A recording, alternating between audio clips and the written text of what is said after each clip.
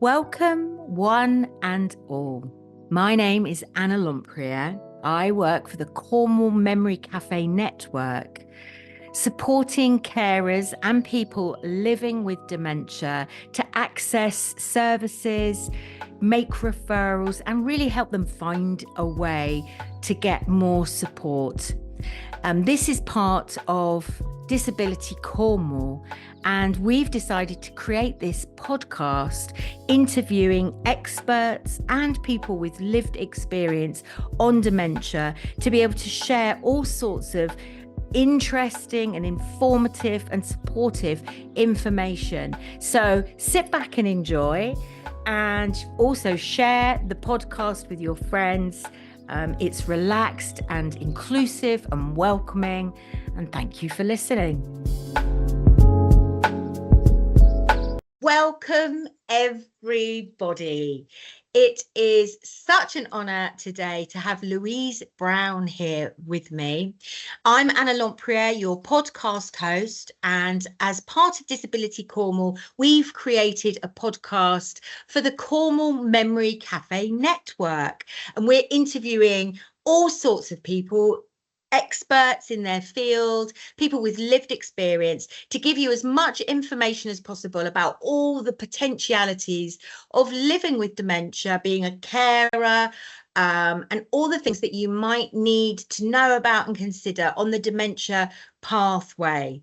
So it's a glorious sunny day here today in Cornwall, and Louise Brown is an associate at Coodes Solicitors, and you work in the Court of Protection teams. We're going to learn all about this today.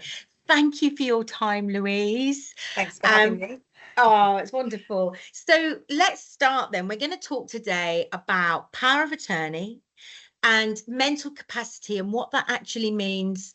So perhaps you could give us a sort of overview of that to start with.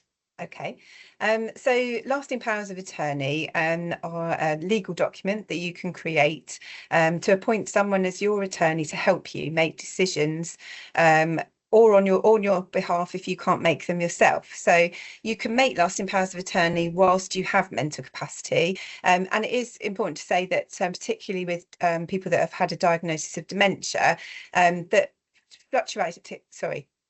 mental capacity fluctuates.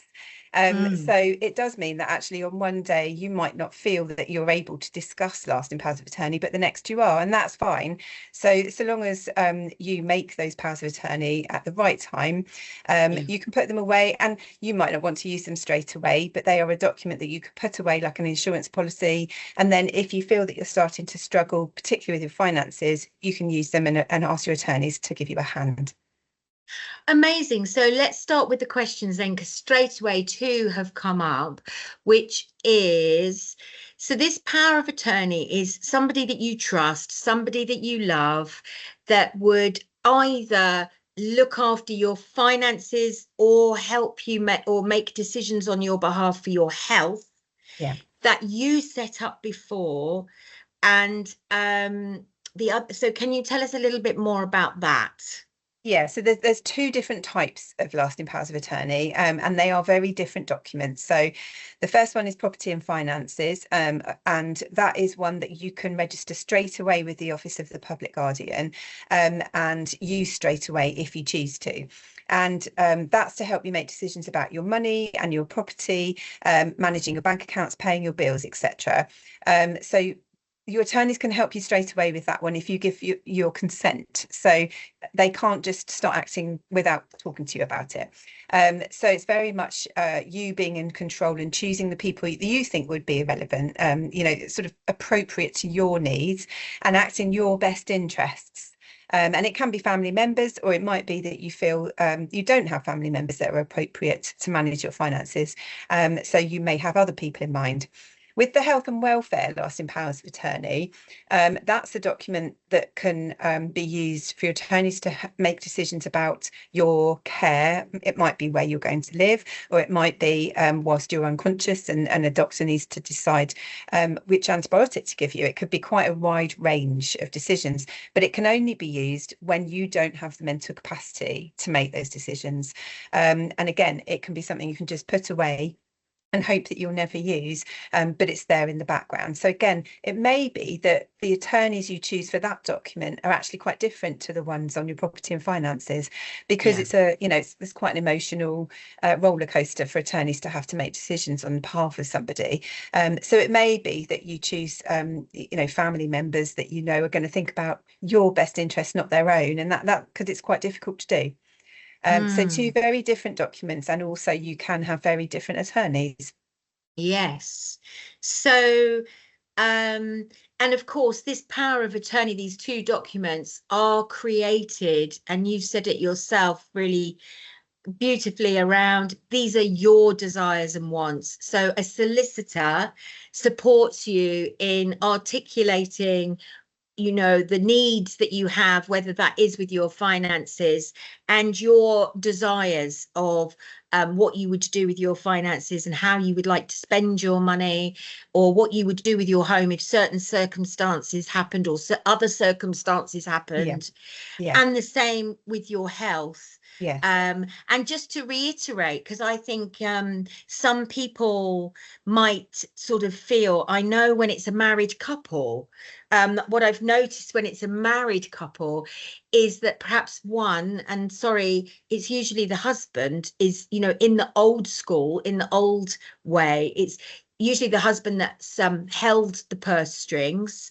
Not all the time, but that control, perhaps the fear might be that the control will be taken away, but legally nothing can happen. Can you say more about that, please? Yeah, so the Mental Capacity Act 2005 was put in place to protect vulnerable people and to give them as many choices as possible for as long as they can, and always ensure that people are given the opportunity to make decisions themselves before somebody else has to step in, or at least be involved in those decisions. So the Mental Capacity Act is there for that particular reason.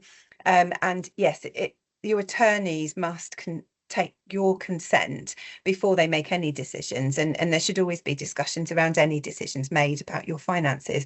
So you can put quite detailed requests within the documents if you have, like you say, if you have sort of ideas of how you want things done in the future. And quite a lot of our clients do give us details letters. They give us a list of their assets, for example, to just go with the lasting power of attorney document, which gets put away and possibly never looked at. And of course, it's confidential. It's held in a storage facility with your will.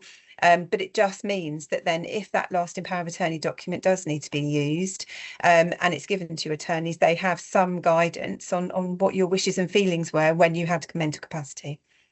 Very good. So it could be things like, I'm a generous person, I like to give tips, please can that be still done, or I pay towards a charity, or in the other way, I've always been very conservative with my money and I don't want, I want to continue being conservative and consider that sort of thing. Yes.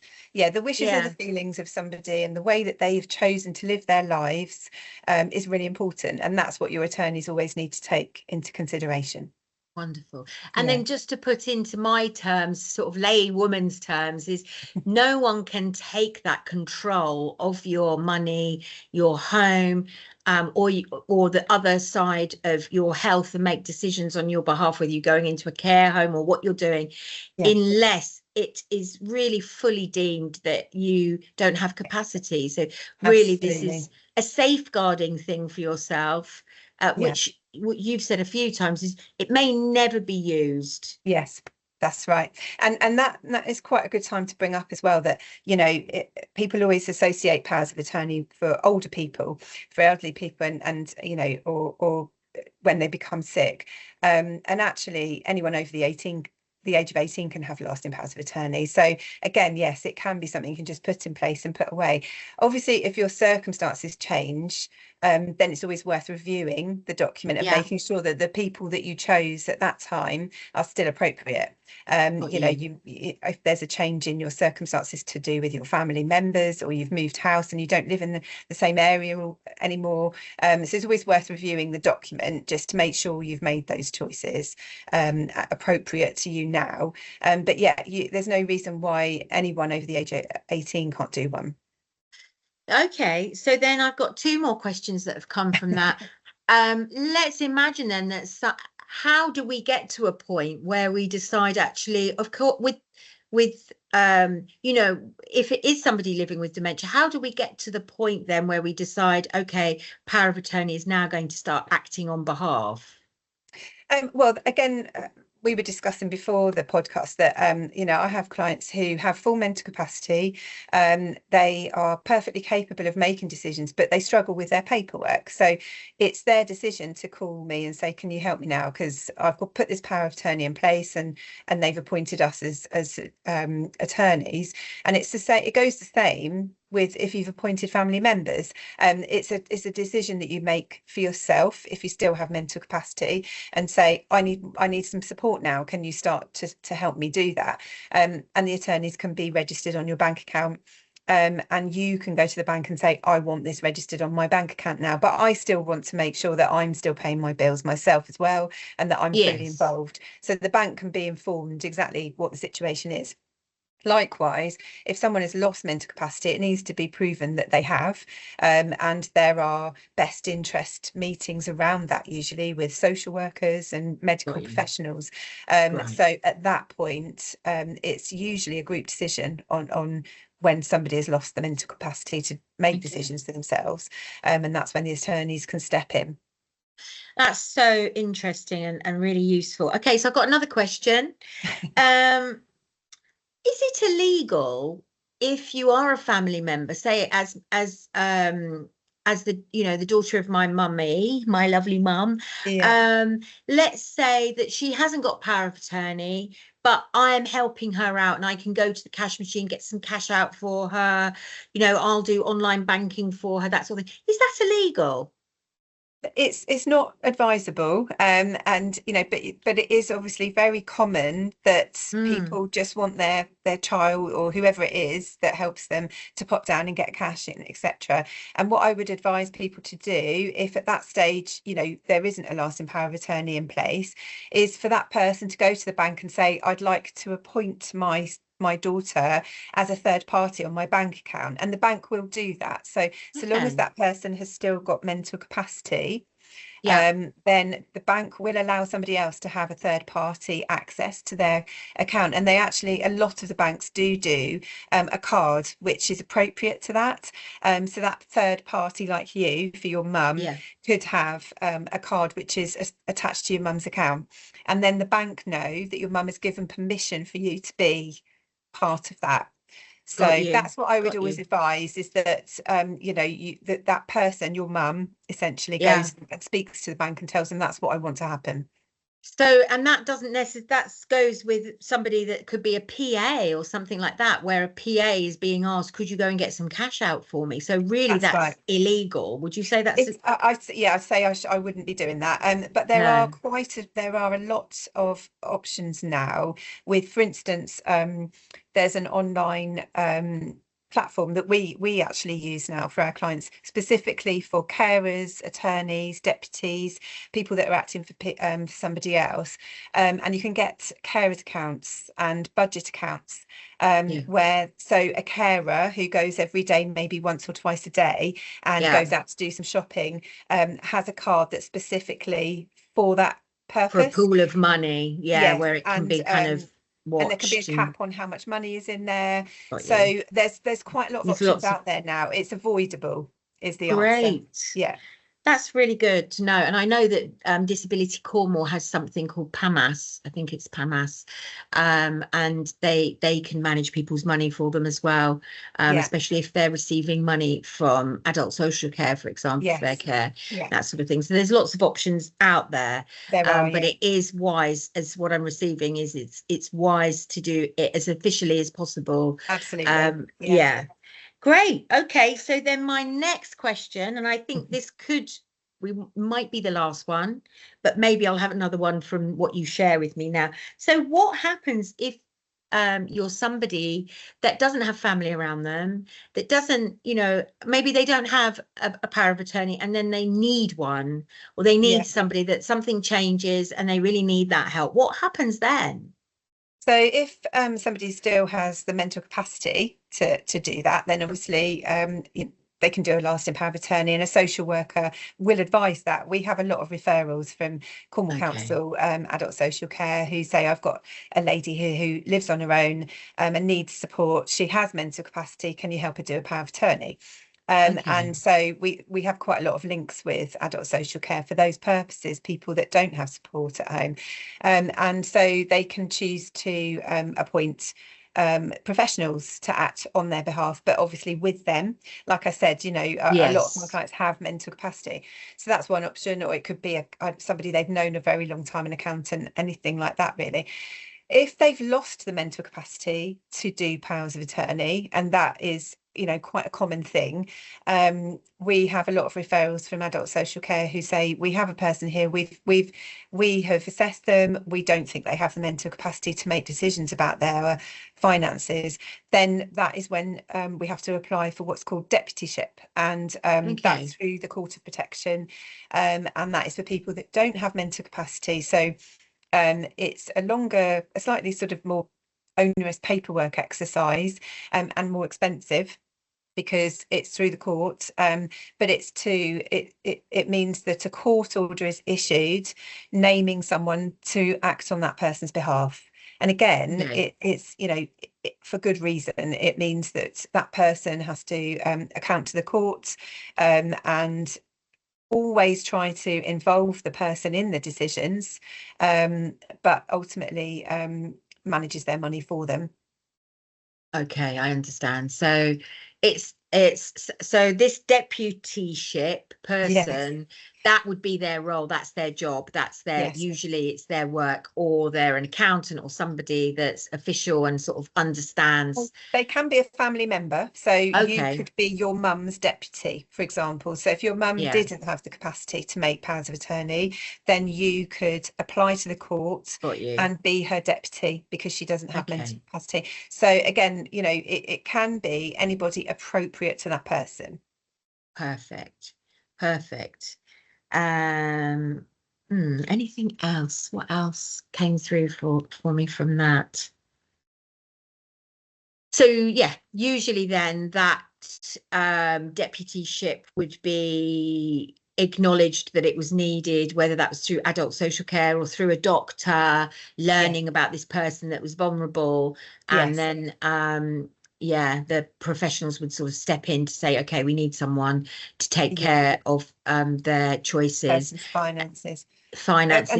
Sorry to interrupt you. I was going to say, just to give an example, quite often we have a phone call from somebody like yourself where that mum or dad have gone into a care home because they can't live at home anymore, can't look after themselves. So adult social care have been involved in helping them get into that care home, and suddenly somebody needs to pay their care fees. They need to pay for their contributions towards their care, and they've got sole accounts and they've got a property that's empty, and so they're the type of referrals we get quite often, and it might be that you will call and say, I need to be appointed as my mum's deputy, and adult social care have suggested that I go down this route.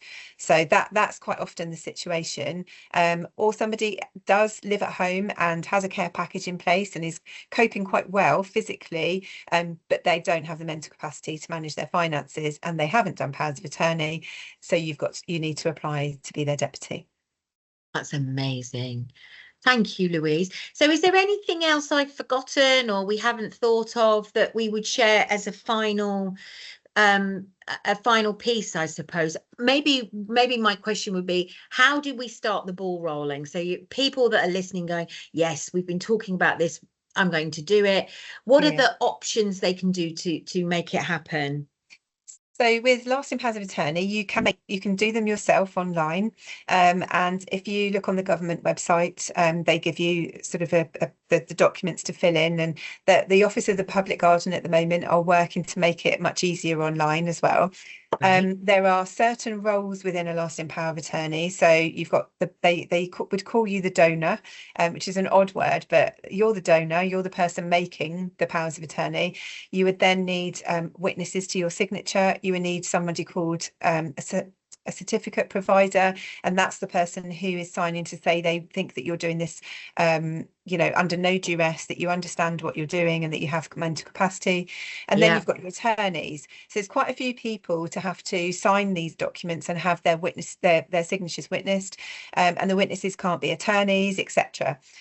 So you can do it online and print the forms off, but I would just say that we advise that you do ask somebody to give you a hand, because it all does need to be signed in order, in date order, and the Office of the Public Guardian will write back to you if it's not quite right, and it can take longer to get the process. So you could have a look online, or you can give us a call, and we can talk you through the process. Amazing. And also you could have your will as well together, and it's all it all sort of together and organized. And and I mean, it is great to be able to seek advice and ask more questions, all of that kind of thing. Lovely. Well, I reckon that's it. That's probably enough information. What do you reckon? I think that was pretty good. Thank you so much, Louise. That's all right. It's lovely time. to meet you. It's been really enjoyable. Thanks for having me. This video was produced by Discover Voices, part of Disability Cornwall and Isles of Scilly. To check out all of our content, simply search Discover Voices on YouTube.